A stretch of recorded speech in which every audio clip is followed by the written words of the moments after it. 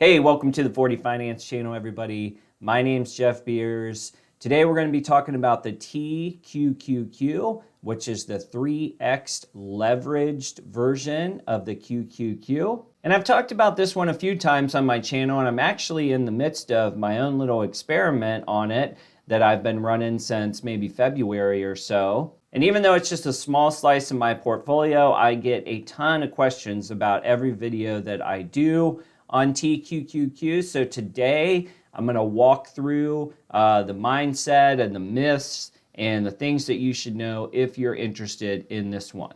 Now, just to be clear before we jump in, this is not an all-in strategy by any stretch of the imagination.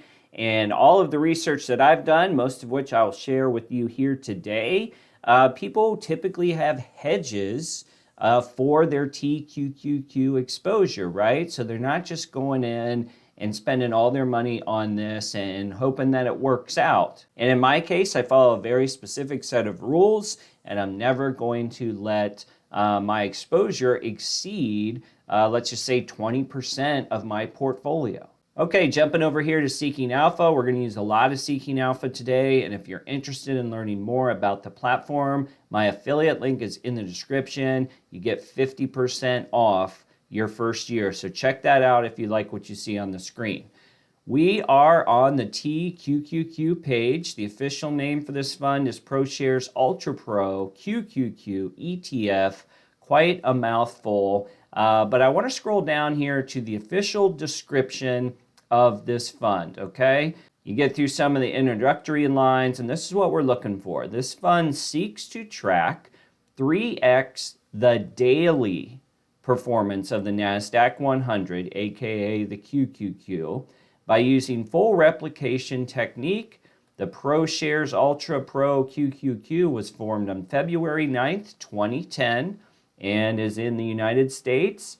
Investment seeks daily investment results before fees and expenses that correspond to 3 times the daily performance of the Nasdaq 100. So right off the bat, a key takeaway there is this fund was formed in 2010. So oftentimes you'll hear some of the bears say, well, it didn't go through the dot-com bubble, and it didn't go through the housing crash, right? That being said, it has been around for over 10 years now, and it has survived, obviously, the COVID crash, and then some of this meltdown that we're seeing that basically started in Thanksgiving of last year, somewhere in that time frame, and we're continuing to roll down here well into April of 2022. All right, now the other thing I want to call out is the AUM, which is Assets Under Management. This is a $10.36 billion fund. And to put the 10.3 into perspective, I made some notes here. The UPRO, which is the leveraged S&P 500, UPRO only has $2.43 billion under management. And the SOX, SOXX, which is a semiconductor straight index, that has $7.52 billion assets under management. So this is not a pie in the sky, a small fund that is at any risk of going default or bankrupt or whatever you want to say. As some of you know, the real key in ETF land is solvency and continuing to make money. Making money is based on the assets you have under management, right? And then it gets into expense fees and things like that. You can see that the expense ratio for TQQQ is 0.95%. That is higher than you're going to see for your average ETF. Certainly a Vanguard, which would be coming into the 0.1s or 0.2s. And then even if you get up into some of the more specialized funds like FDN, ARK, etc., they're still going to come in just a hair below the 0.95%. Off to the right here is the returns broken up into different segments. And if you see the 1 year, we talked about the 1 year, right? How basically the QQQ itself has melted down substantially. Price return on this one has been minus 30% through this whole crash, whereas the S&P 500 is actually up plus 1.34%. Keep in mind, S&P 500, you're talking about oil stocks, you have consumer staples in there, so they have been much better balanced during this time of kind of tech and growth meltdown period. But when you start stacking up the 3-year, the 5-year, the 10-year, even if we just go 5 years, which is obviously way before the pandemic was a thought, you're up 381%. This is a ETF that does do splits occasionally, approximately every year, if I remember correctly. So even though your price today is $38.97, you've had a few splits in there. So the compounding return plus 381%, even with the COVID crash, versus the S&P total return was plus 91.68. So that's the good news, right? It's been a great run for QQQ, and the T has basically tripled that to some degree. Now, I say some degree because it's not just as simple as 3x from where the Qs have been going. There's a lot of moving pieces with this. Keep in mind, we are talking about daily performance of the Nasdaq 100. Daily performance. Every single day, this fund essentially resets from a performance standpoint, right?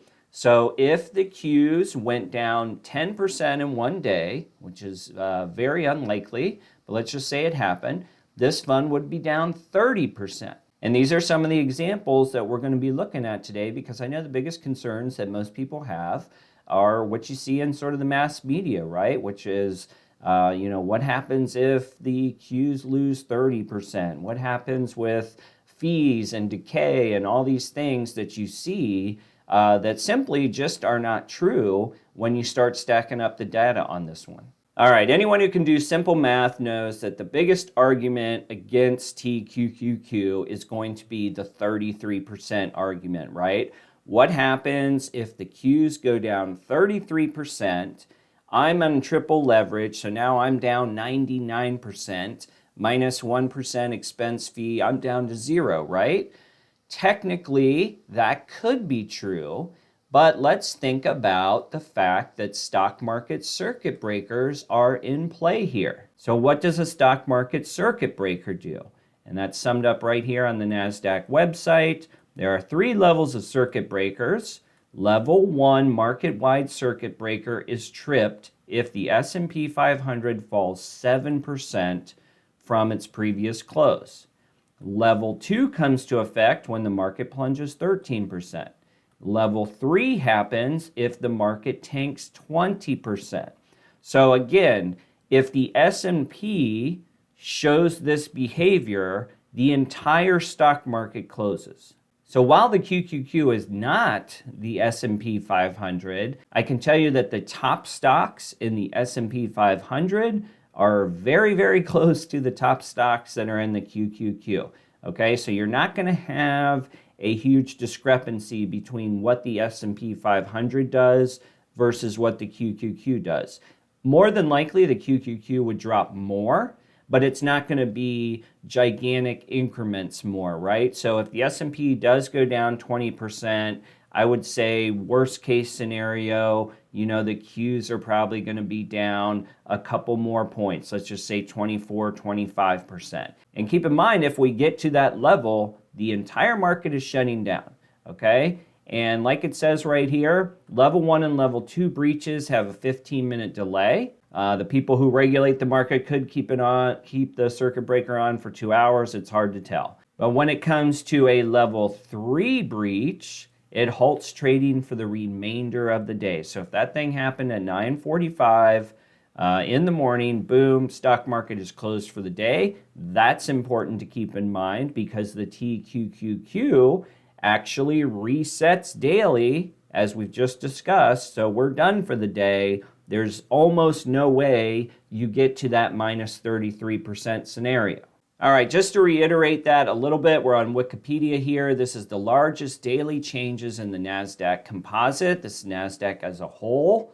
And if we go to the largest daily percentage losses, okay, you see where this number starts here?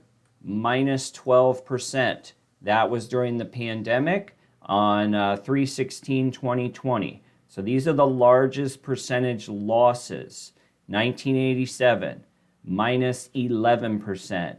We're nowhere close to the 33. Okay, we're nowhere close to the 33. So again, yes, statistics, maybe sorta win the lottery chance, right? But if you go back in history, and there's got all kinds of things. There's the financial crisis, minus 9.14%. Haven't even been close to the 33. That would scare most people out of the TQQQ. All right, the next type of rebuttal that you'll hear is perhaps a sustained downturn in the stock market would continue to eat away and eventually put the TQs at zero. Keep in mind, we have the daily reset. And let's just take an extreme example here, and let's just say that the QQQ went down 10% every day in a standard week, okay? So, I mean, that's absolutely unheard of, but let's just play with it a little bit. Okay, so let's run this example. I'm using a very basic website here that does compound percentages. And our share price today is $39. And we are going to be decreasing on the compounding scale by 30% 5 times, right? So 5 days in a trading week, we're going down 30%. The QQQ goes down 10%. This goes down 3x, right? So 35 times. What would we end up with? If that epic scenario happened and we bought at a $39 share price, we would be down to $6.55. Guys, that's 30% a day across 5 days. Very, very unlikely. And what I will say is our retirement is probably not going to be a chief concern if some sort of event like this happens. All right, now let's switch over to this Reddit board, leveraged ETFs, LETFS. And I will say that this board is a goldmine for information, and it's one of the places that I started my research. And I think the best part about this website, if you're curious or you want to learn more, or maybe you're just a little nervous, is the fact that when people post things in true Reddit form, you will get feedback, right? You will get comments. You will have other smarter people than you running the calculations. And that's great news for me because I am not as smart as some of the folks that are in here. So I enjoy reading the case studies. And what we have here, this was just posted a couple days ago. There's a question about TQQQ recovery, right? So currently, the TQ is a share price of $38, down from its all-time high of $91.68, which constitutes a 58% drawdown. The underlying index is experiencing a 22% drawdown. So right off the bat, you might have the question of why isn't it down more? Why isn't it down 66%? And the answer to that is volatility, right? So all the ups and downs that this roller coaster market has been on does different things to the daily reset total. Now, this author does a good job of trying to figure out what determines the TQ's price at the time that the QQQ gets back to its all-time high. There's two things that happen. Time, how fast it recovers, right? The time that it takes until now for a full recovery, and then how choppy, aka volatility, goes on the way to the all-time high. And long story short, they put up this nice graph here.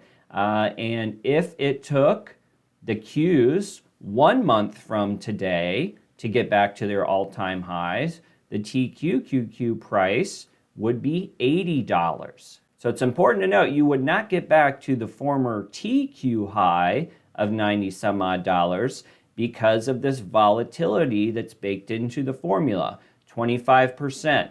Also in these columns, there's a low volatility, 20%, and a high volatility, 30%.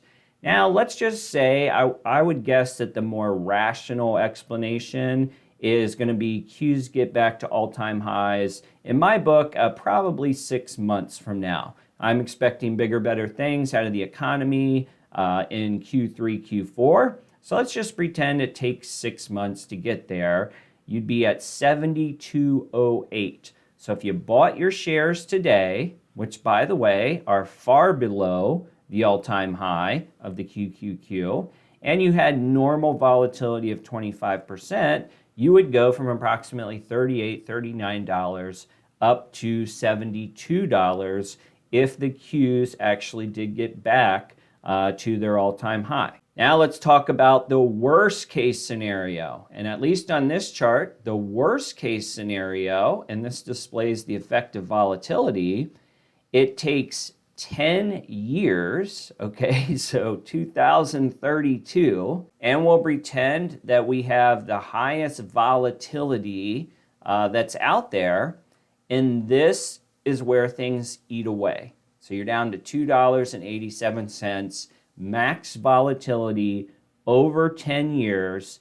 This is where you'll hear the time decay argument. The constant up and down, not to mention the slow crawl upward to getting back to all-time highs, which would have been, I think, in October or something of last year. But bottom line, and just to be transparent again, yeah, okay, fine. If it takes 10 years and we have max volatility, then it's going to be a struggle. Now, in that same situation, you have to think about what else you would own. Would you be very excited about the stock market if it took 10 years to get back to a previous high?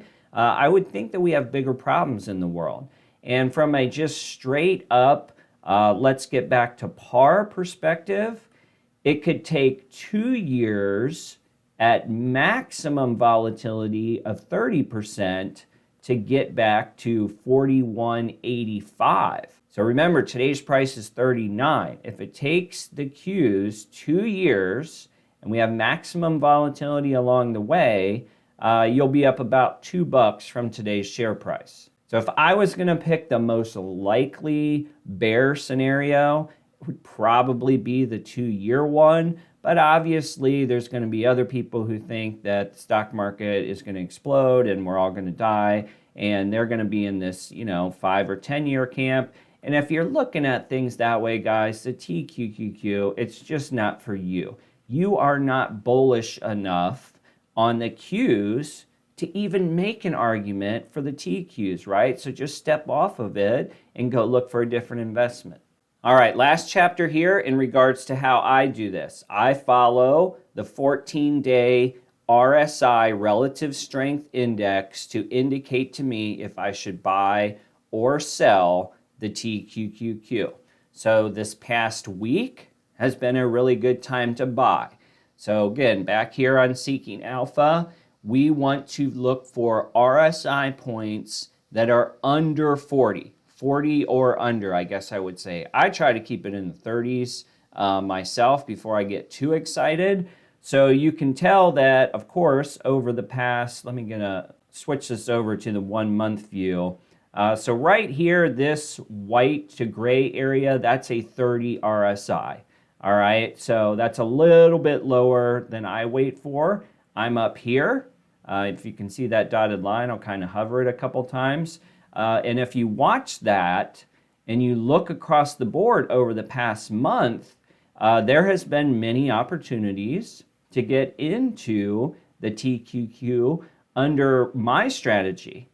On the flip side of that, if you get over 60, which is about right here, there are some people using my strategy, because I did get this. By the way, I got my strategy from that Reddit board I showed you earlier, the LETFs board, from a person who wrote out how they did things. They bought under 40 and they either sold calls, which is likely what I will do. They sold calls when it hit over 60, or they sold out entirely when it got over 70. Now, I'm holding it for a longer term, so I'm very unlikely that I sell out entirely. But you can see that just in this stretch, even if you were a short-term trader, there's a lot of opportunity to buy under 40. This is a 1 month view.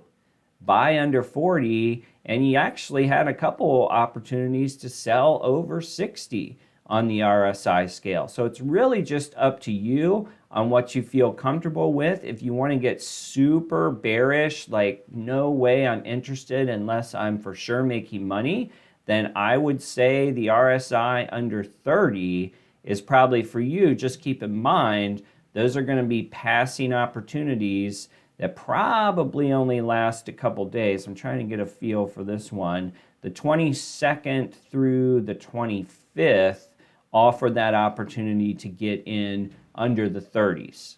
All right, the next thing to think about is how you'll hedge or balance out your risk exposure to TQQQ. For myself, to be honest with you, I have other stocks and ETFs that are inside of my account, including the regular Qs, which I consider to be part of my hedge strategy. So again, since I'm only doing 10, 20-ish% in the TQs, I don't go crazy with looking for a hedge. However, if you get into that Reddit board, you'll notice that they talk a lot about TMF. There's been a couple people who swear by this as the hedge strategy. What's been very interesting, I should say the TMF is another leverage fund. It's 3x the 30-year treasury.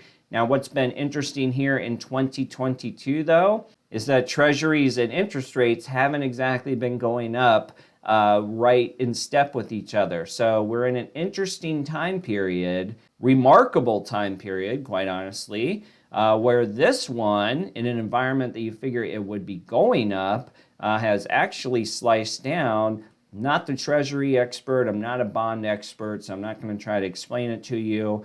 I'll just say that this, for me, with, well over a decade from retirement, I'm not going to get into this. I'm going to stick with the stock market because I do believe that eventually stocks do go up, and perhaps I'll have less risk in my stock exposure as time goes on. But for now, I'm not trying to do a perfect one-for-one hedge because let's face it, this thing ain't exactly doing so hot year to date. It's an oddball environment for treasuries right now, but it hasn't done anything to sell me on that particular solution. All right, guys, so that's my full knowledge base of the TQQQ. That's how I look at it.